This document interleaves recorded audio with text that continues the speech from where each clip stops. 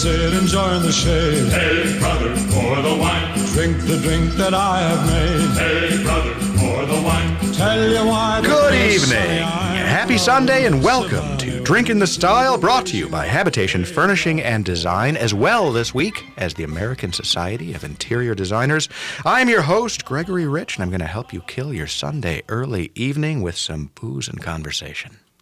Tonight, we are joined by Gene and Kate Hoffman from Chester-Hoffmann and Associates, a interior design firm in International Market Square here in Minneapolis. Gene and Kate, welcome to the program. Thank you.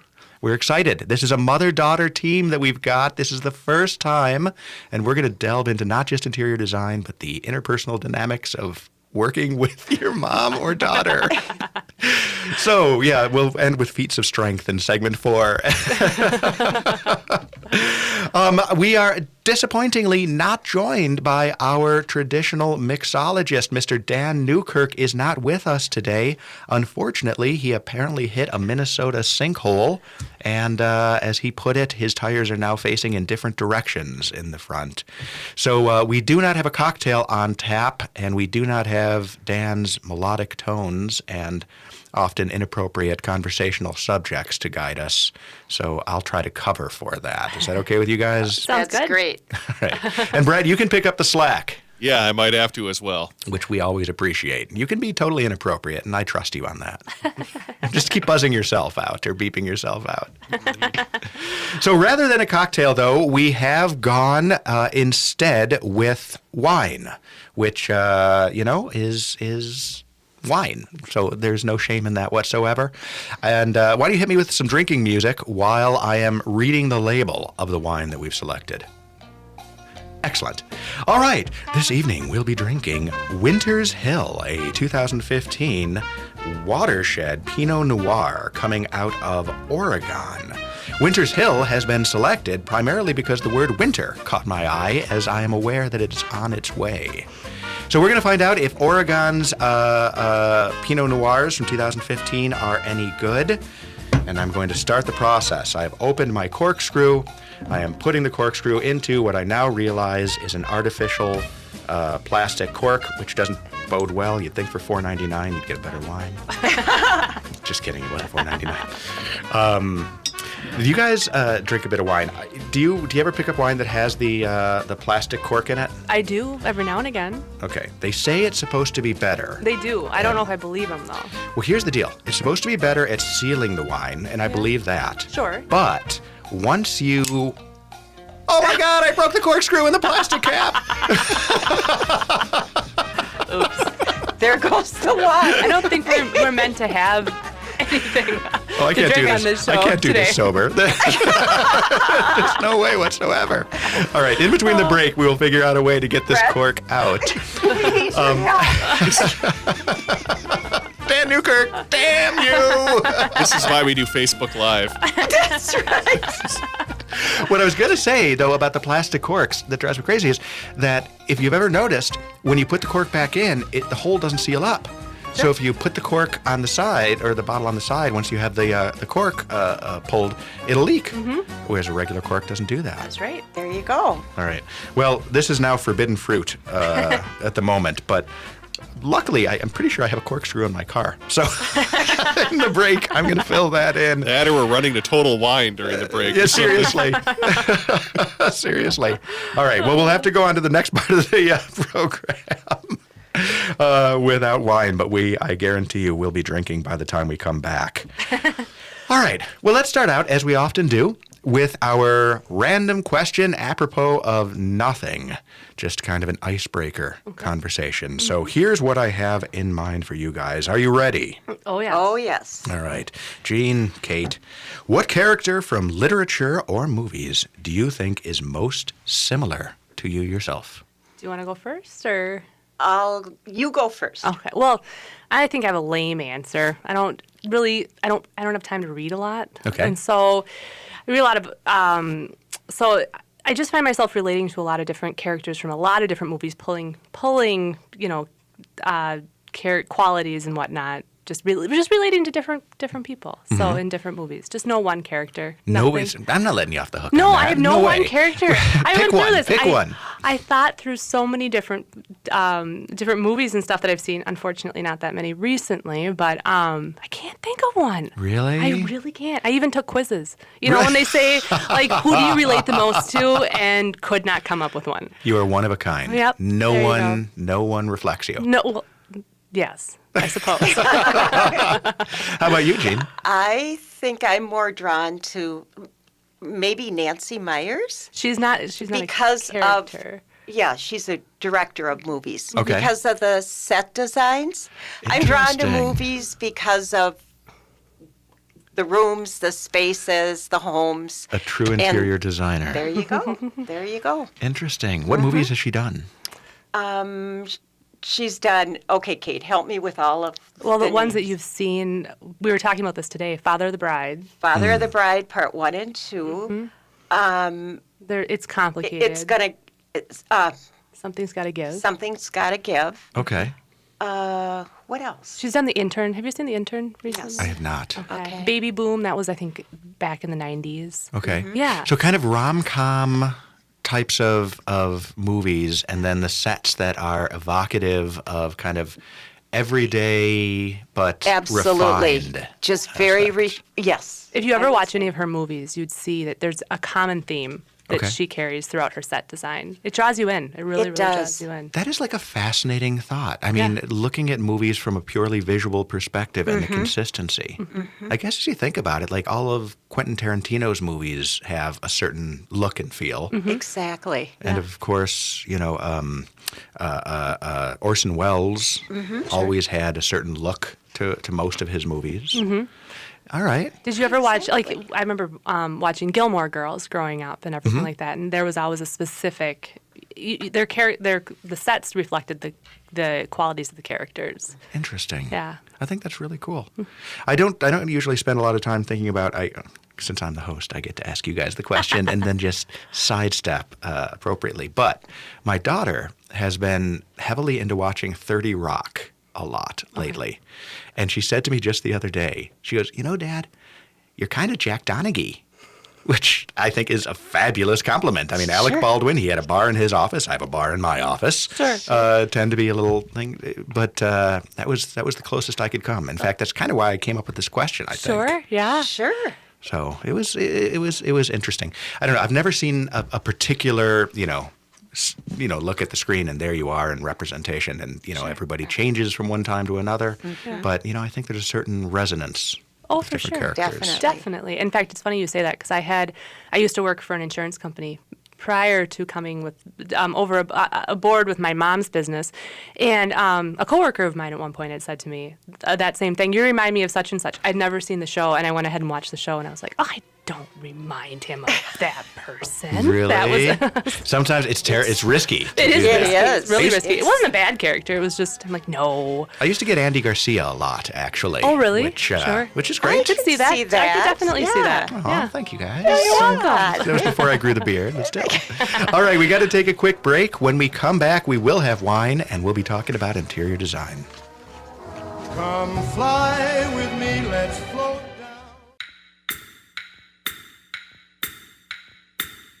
This is Gregory Rich, founder of Habitation Furnishing and Design and host of Drink in the Style every Sunday at 5 p.m.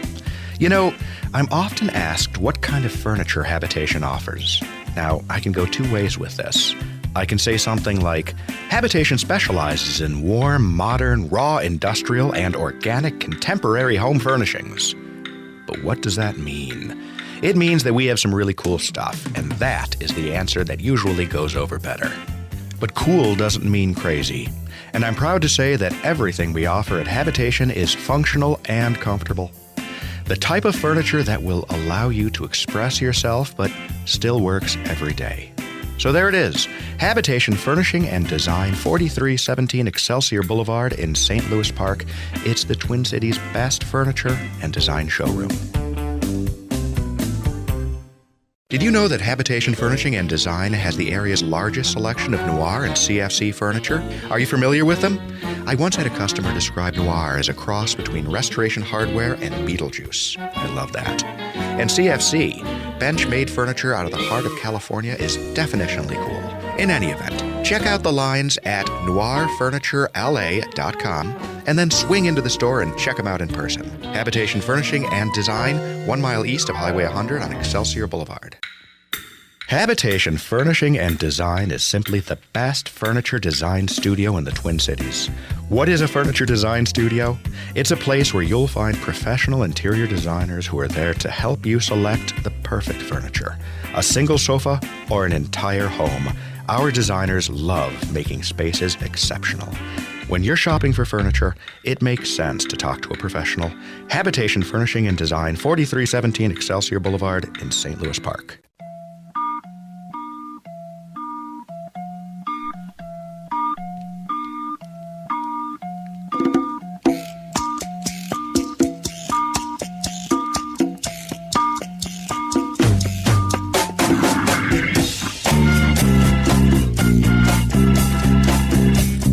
Welcome back to Drinking the Style, a 1-hour conversation about art, architecture, design, what have you. I'm your host, Gregory Rich. My guests are Gene and Kate Hoffman from Chester-Hoffmann and Associates, and this has been a outtake-ready program. Because we've been struggling here with a couple of interesting problems. And it's funny. So if you listen to the first segment, you are aware that I tried to be quick and easy on our cocktail. I chose a bottle of wine, and the corkscrew broke as I was trying to open this bottle. And by the way, I want to shout out to Winters Hill. I was incorrect. It was not an artificial rubber cork. It was just a wax daub on the top. It was a real cork. But that didn't matter because we still broke our corkscrew, and we're forced to be sober in segment 1. But that brought an idea to mind that we were talking about off air, because Gene and Kate, you guys have been absolutely phenomenal, because this has been a great example of when one thing goes wrong, everything seems to go wrong. You were initially scheduled and your confirmation went out mentioning the wrong day that you were supposed to be on the show. The email address and name that I'd gotten was incorrect, so my emails did not make it through to you guys to make you aware of it. Yeah. I've been insanely busy, so we didn't get the program plan to you in time. Our mixologist hits a sinkhole, breaks his axle, he can't come through. It is the perfect example of when one thing goes wrong on a project, no matter what it is, and not related, everything just seems to go wrong, right? Yes. Absolutely. Oh, man. Absolutely. Yeah. So this has happened to you guys. This happens to us all the time. We order a piece of furniture, we do a room or something like that, Yep. and the piece comes in broken, and you can be sure that everything else is going to be totally unrelated Yep. to that initial thing. Absolutely. Tell me an example. Can you think of Sure. anything? Oh my gosh. Recently, I think mine is carpet. We were installing carpet, and we had a hard time nailing down a day. Finally got the day. The truck breaks down. The freight truck breaks down. And next thing I know, the next freight truck breaks down. Mm-hmm. And so it was just one thing after another. And we could not, I think I spent more time trying to get that truck into town and in time just to get the carpet installed, because the installer wasn't available anytime soon. So this was our chance. And if we didn't get it done, then we didn't know when we were getting it done. So right. Yeah. Mm-hmm. And nothing, it's not, you could understand if something happens, at point A, right, that you might have problems with point B, C, and D if they're related, but they aren't. Right. When something goes wrong, it's like, the item will come in, it's got a broken leg, and then this truck will break down on that, and then you will find out that, there's a fraying fabric or... Oh, for sure. It makes you understand kind of why in most mythology, and this is where my early modern European and classical history degree comes into most cultures that are polytheistic always have a troublemaker god. Mm-hmm. Loki or Mercury or something like that, just the god that just likes to create. Get ready to buzz us. Are you ready? Untold levels of fuckery. Where everything just cascades through it. Right. Kate, Sure. Gene, I'm sorry. Well, one of my favorite is a client of mine for probably 30, 40 years, actually. Mm-hmm. And I've done 3 homes for him. And we were working on one home, and every piece that came in there was a problem, a delay. And I finally got to the point where I'd call her and I'd go, you can't believe this. And she'd say, oh, yeah, I can believe anything. What boat? Because it was always the boat was delayed or customs or you could not make these stories up. Seriously. It was crazy. And it's the type of thing that you just desperately want to cut and run. You want to simply be able to say, you know what, this just isn't going to work for any of us. Let's all just pretend this never happened and move along. But you can't because you're stuck in it and you just have to sit there and wait. Oh, And- it reminds me, it came to, the same thing happened to me. Oh, I think it was my own backyard landscaping. And, you're waiting for the weather to clear up to do your landscaping. And the next thing I know, the guy who was cutting our pavers cut his finger. Okay. So then he had to leave. And so then we had nobody to do the job. And then it was trying to find somebody else to fill his role. And it was, you just thinking, you are not meant to have this patio, are we? Exactly. The universe is trying hard to dissuade you. Right. But it's not. It's actually just Tuesday night programming in Valhalla where they're watching and saying, let's see what situational comedy we can tune into. Absolutely. It's craziness. Yeah. Well, you guys are sports. Thank you for understanding Oh, of as course. we go through. So let's get back on target and track and talk about interior design. Introduce us to Chester-Hoffmann and Associates. And by the way, it's Chester/Hoffman. Yeah. So there is no individual named Nope. Chester-Hoffmann. Nope. We get a lot of sales calls asking for Chester. I bet you do. Yep. That's right. Chester is Jean. Okay. That was Jean's maiden name.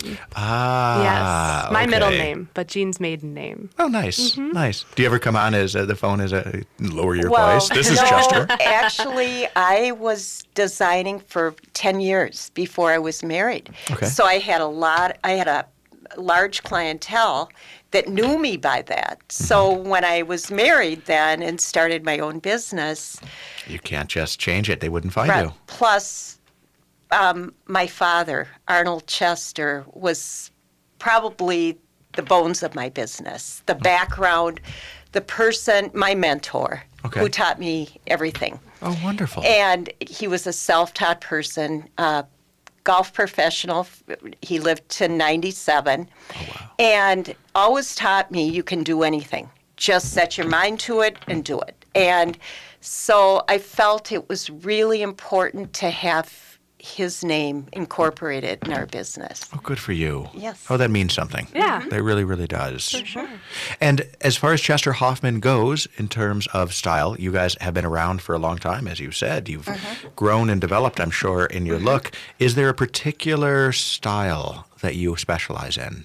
You go ahead. Well, I don't think we specialize in any particular style. We have all sorts of different types of projects that come to us, both modern and traditional. I'd say most recently, however, people are coming with transitional and traditional projects that they want completed. So I think that's probably what we gravitate towards personally It's speaking. a real mixture But- of probably traditional, transitional, but probably more transitional. Yeah, for sure. And I know people always ask, what's transitional mean? And it's a I hate the word. I hate the word too because It doesn't really tell you anything. No, it's a mix. I mean, truthfully speaking, it's a mix of modern and like clean lines, but with traditional elements. That's how I always kind of my takeaway from it. I think that's a So- great description, but it implies temporary Exactly. and non-committal. Right. Exactly. Oh, for sure. Whenever we use that word with clients, they always kind of look at us like, "What do you mean?" You know. And I think that's right. When they're probably from an outsider's perspective, they're thinking, "No, this is a permanent thing." So, It is. Yeah. Yeah, somehow there has to be some kind of movement. Maybe we start this movement right now, right here, to try to rebrand that look. Right. That's true. Oh, for sure. That's true. So And yeah. So I would. we think of our design as very fresh, clean. I was looking at your site, by the way, and some of your projects, Yeah. and you've got some gorgeous images up there, by the way, which is chesterhoffmann.com, correct? Correct. Yes. And it's Hoffmann. Yes. 2 N's. Yes, because as I learned when your email didn't Doesn't come go to through, us. yeah, That's it's right. 2 N's, 2 F's. Yep. Overall. But you've got some beautiful projects on there that I think are more modern in a certain extent, but you can see a transitional aspect to the project. All right, we need to make another quick break. We'll be back in just a moment. This is Drinkin' the Style on AM 950. Bells will ring, ting-a-ling-a-ling, ting-a-ling-a-ling, and you'll sing Vita Bella. This is Gregory Rich, founder of Habitation Furnishing and Design and host of Drink in the Style every Sunday at 5 p.m. You know, on the radio program, I often say that life is the big stuff, but living is in the details. The furniture in your home may be details, but that's where you do the living. So why not speak to one of Habitation's design professionals about making your space the best it can be?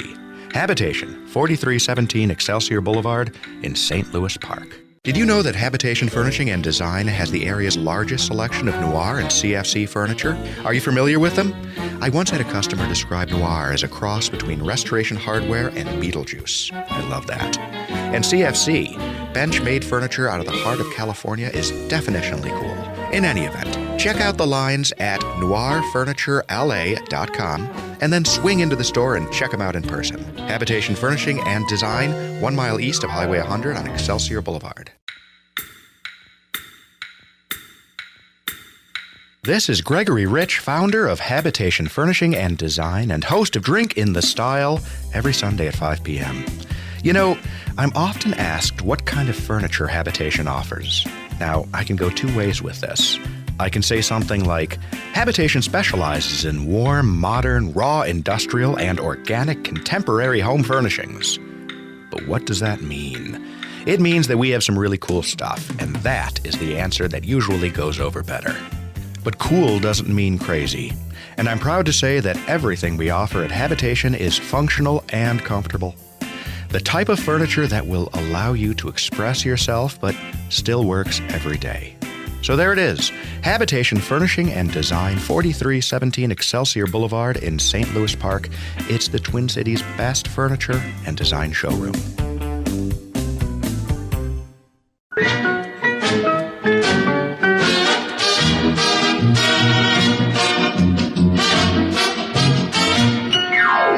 You work and work for years and years. You're always on the go.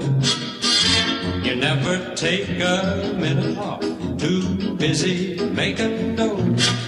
Someday you say you'll have your fun when you're a millionaire. Imagine all the fun you'll have in your old rocking chair.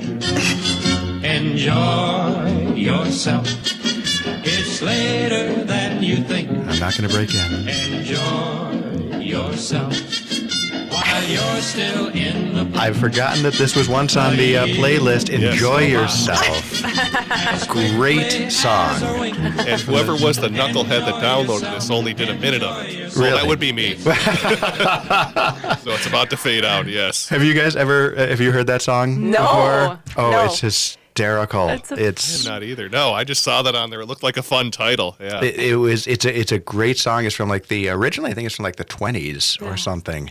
And there's this one great verse in it which goes something like your heart of hearts, your dream of dreams, your ravishing brunette. She's left you and she's now become somebody else's pet. Put down that gun. Don't try, my friends, to reach the great beyond. You'll have more fun by reaching for a redhead or a blonde. I was thinking about whether we could go that long, but that didn't make sense. No, a great song. And it is true. We work far too hard. We need to take a moment to enjoy ourselves, do we not? You're absolutely right. Oh, yeah. Part of the reason, well, I shouldn't take the lead, but that when Kate and I working together, we work too many hours. We go home, talk business. Yeah. Well, That's right. That's a great point, and that's actually a great lead into the question. So you guys have been working together for how long? Oh, 6 years, I think, is what we can't remember, but I think it's about 6 years. So, Okay. yeah. And had you, Kate, always expected to go into interior design? No, Or? no. So I used to work for, I had mentioned, I was in insurance before. I was an underwriter. Okay. And this is going to sound harsh, but I find myself towards the end walking into the building and felt like all the creativity was just sucked out of me. And so at the time, we have another girl who works with us. She's lovely, and she was having a baby, so she was thinking she wasn't going to come back full time. And so my mom was looking for somebody to come, and I go, I grew up working in the business, in the summers and whatnot, and so came over full time. So that's how it all happened. Interesting. Yeah. It's actually, you had asked me off the share, Yes. how I got into this. It's actually not totally dissimilar. Sure. I've had kind of two direct careers for the first 10 plus years that I was in Minnesota after leaving school. I was actually a headhunter. I was an information technology headhunter and in human resources at a couple of different companies. I worked at Cargill. I worked at Target for a bit. And I'm sorry to have to say this, but I hated every minute of it. Yeah. It was a lucrative business. It was back Sure. during the tech boom, and Sure. you made a lot of money, and it was a corporate thing, but you had no creativity. It just was soul sucking. Sure. Oh, yeah. And that's when I went into initially importing furniture, and that eventually became habitation as we stood. Sure. Yeah. So 6 years ago, you came on board. How do you guys work together? What is your division of labor? Sure. So I have a business background. So I came over to predominantly do project management services. And so, but I do get involved in the design process, but I would never, and I know you know this, but in a million years call myself a designer because takes so much work, so much schooling, and I don't think people give the industry enough credit that, in fact, when I was in insurance, we used to call the industry pillows and paint, and it's not pillows and paint. It is so far from it. And so, so that's how I'm not a designer. And and when people ask me that question, I'm like, nope, definitely not. So Jean does all the designing with the other girl who works with us, and so and I do mostly the project management. I do get involved in the design projects. Very involved. But The clients love her. Yes. I bet they do. I yeah, bet they do. so I weigh in, but I think I probably give more of a client's perspective than I do an associate, like a business associate. That's actually a huge plus, isn't it? If you really stop and think about it. It is. From within the design community, you understand, and it's one of the difficult things that I think designers have a tough time getting people to understand. Yes. That is that your mind is working in a very different way than the layman's mind is. I have a theory, I've said this many times, at our showroom. If we could find a way to persuade clients to simply turn over their room to a designer, they will, in most cases, have a much better outcome than Absolutely. a collaborative work. Absolutely. Because as lay people, Kate, you and I, we're looking at a chair and we're going to say, oh, I like that chair. And then we're going to look at a table and we're going to say, I like that table. And we're going to look at a lamp and we're going to say, I like that lamp.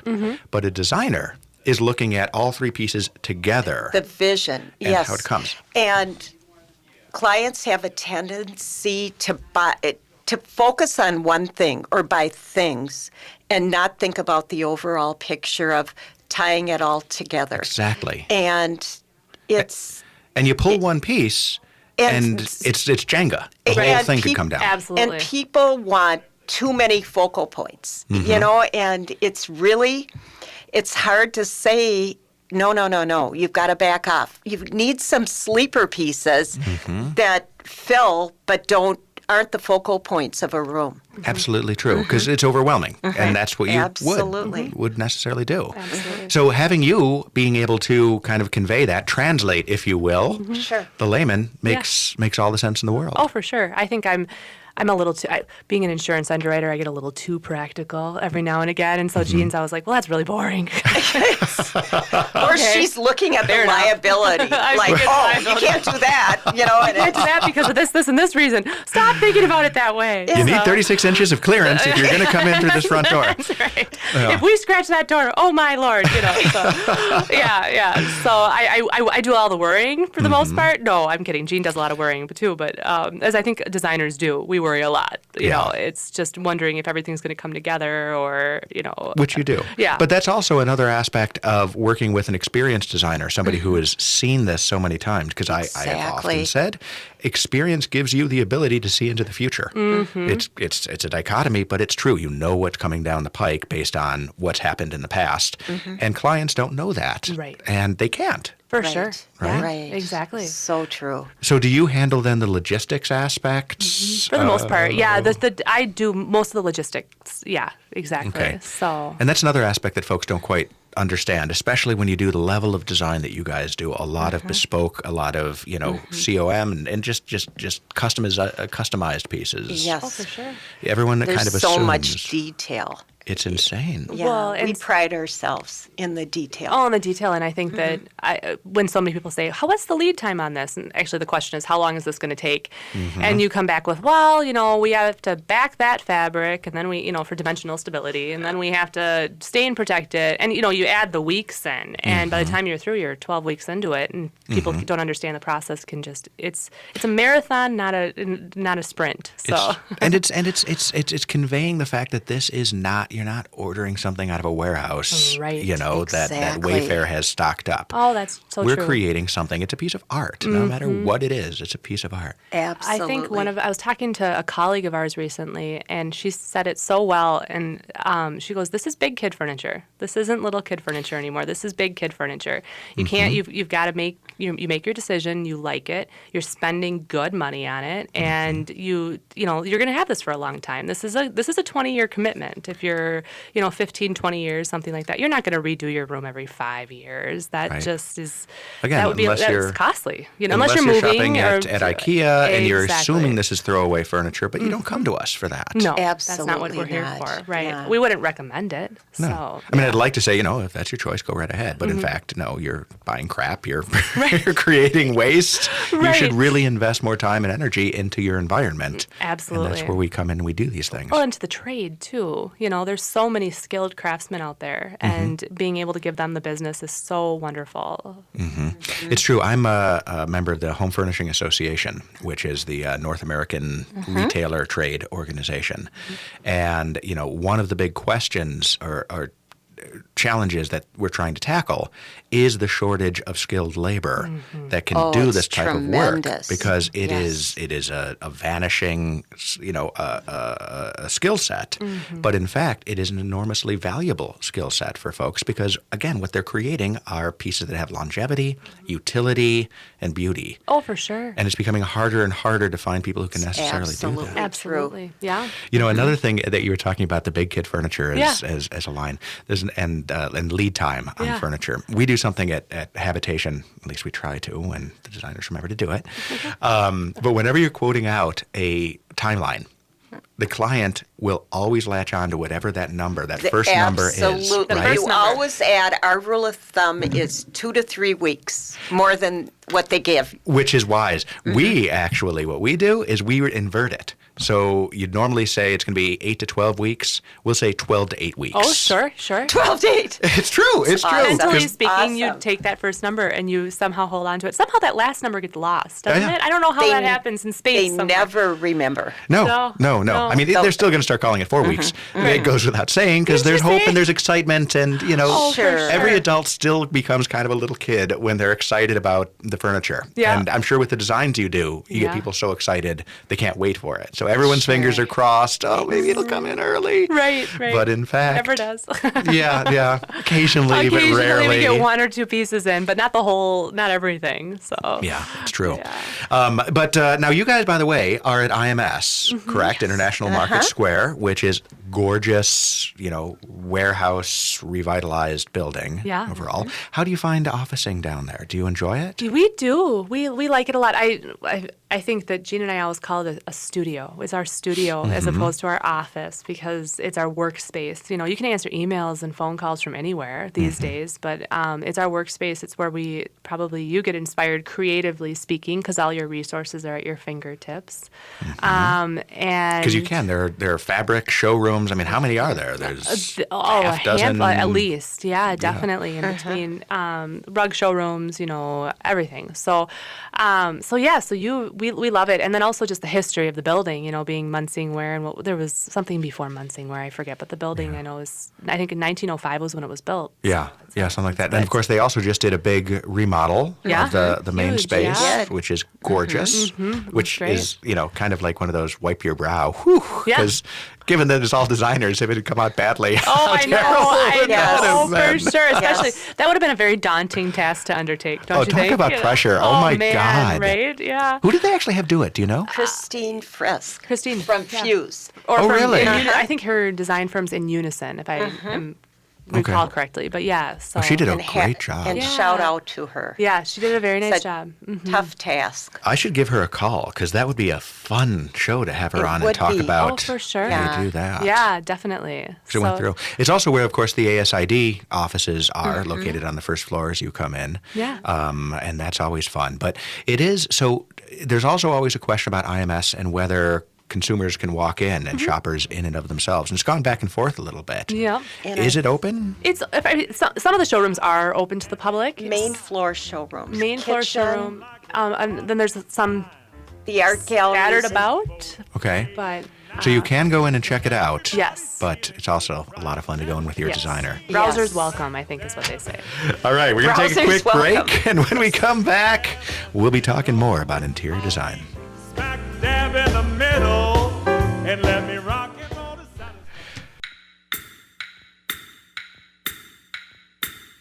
This is Gregory Rich, founder of Habitation Furnishing and Design and host of Drink in the Style every Sunday at 5 p.m. You know, I'm often asked what kind of furniture Habitation offers.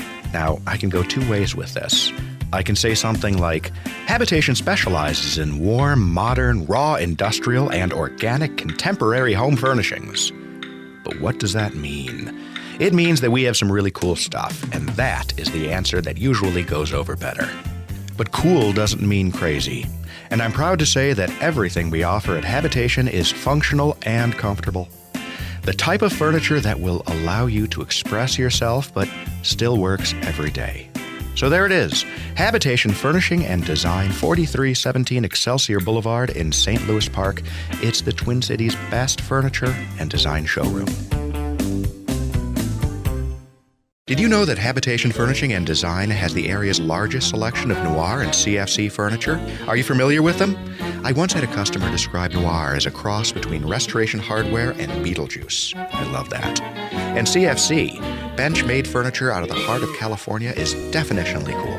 In any event, check out the lines at noirfurniturela.com and then swing into the store and check them out in person. Habitation Furnishing and Design, 1 mile east of Highway 100 on Excelsior Boulevard. This is Gregory Rich, founder of Habitation Furnishing and Design. I have a philosophy. Furniture should be beautiful, but if it's not comfortable, it's not much use to anyone. That's why at Habitation, we work hard to make sure that the furniture we sell is stylish and functional. Unique and useful. What more can you ask for? Habitation Furnishing and Design, 4317 Excelsior Boulevard in St. Louis Park. It's the Twin Cities' best furniture and design showroom.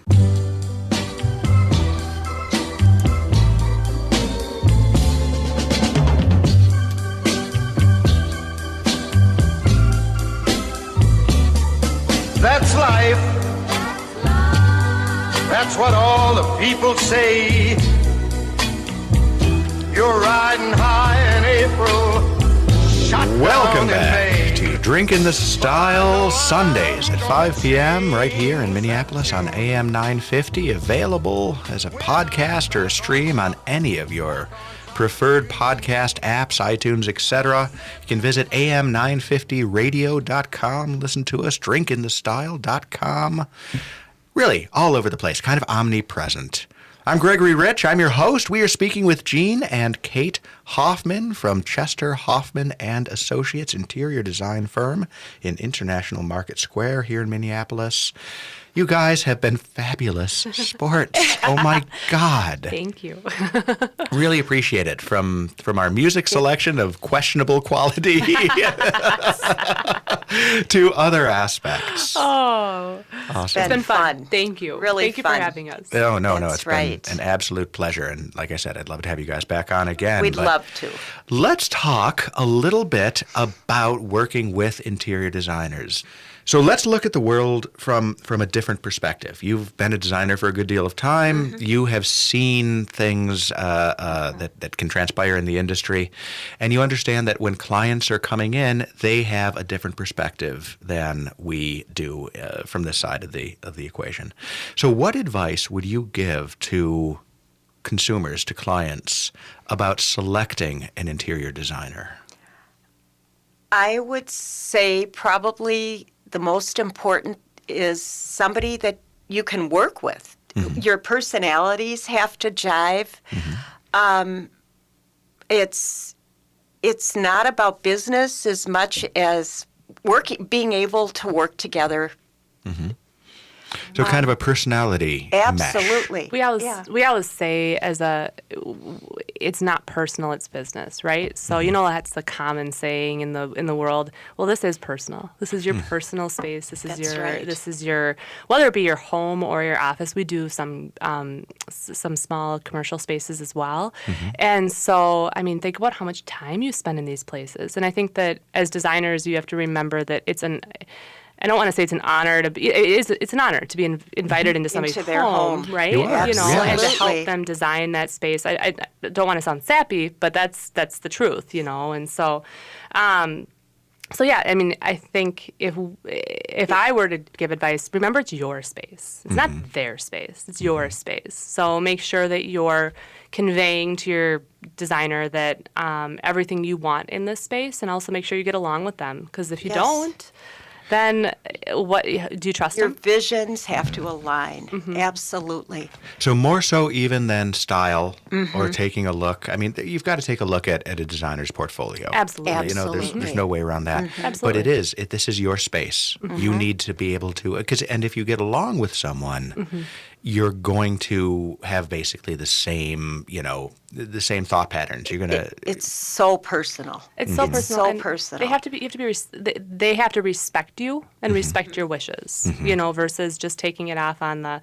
I know we were talked about earlier how it's wouldn't it be perfect if if they would let us select everything, right? Or whatever it may be, but that's not always the case, but we have to be able to take into account what the person needs for their what they need, how they're going to live in this space. That's so important for us as far as designers. I'm not a designer. I keep saying that, but I know it's hard. I do the same thing, but and stuff like that. So it's just so important that we take into account how the person's using the space and making sure that the designer you select will respect that relationship. Absolutely. So where do you think people generally go wrong?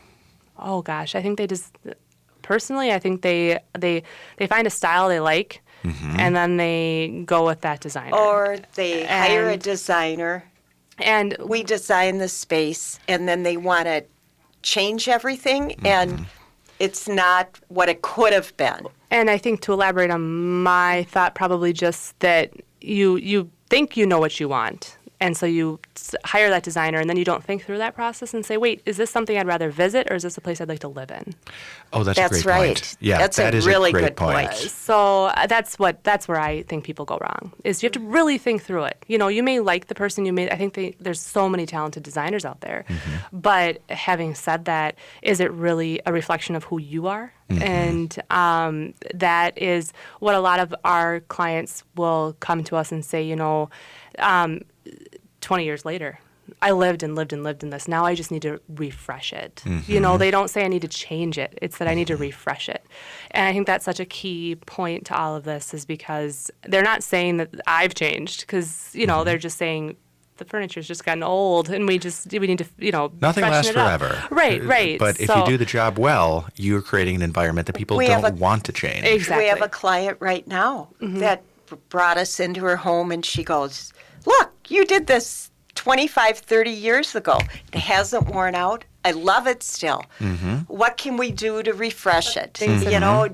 But fabric's faded and whatnot, Yes. but that's it. That's all that's wrong with it. And things do change. Absolutely. Styles change. adjust. But, Absolutely. Quite honestly, there's a cycle of, roughly 10 years when styles Absolutely. But, it's not like you go, if you have good design, if you have selected well, and if you're happy with it, it should be expected that this is going to be a 20-year life cycle in a Absolutely. space. Right. Yeah. Because, again, you're also taking something off someone's plate. You're creating, that's one less thing that people have to worry about. Exactly. God, I need to replace that sofa, or God, I got to get rid of that lamp. Right. You're going to love these pieces. For sure. And I think that so many times people will look at furniture as like they do clothes. It's not clothing, No, and if isn't. you're just because you like it today doesn't mean you're going to like it next year. And so making sure that you're selecting something that you can truly live with, and that goes back to the designer, making sure that the designer understands that this is what your style is, and that's what our job is taking And things are- into account all of that, and then designing a plan for these people to live in. So- Especially at cost today. Oh my gosh, yes, absolutely. Absolutely. It is you true. You can't replace that.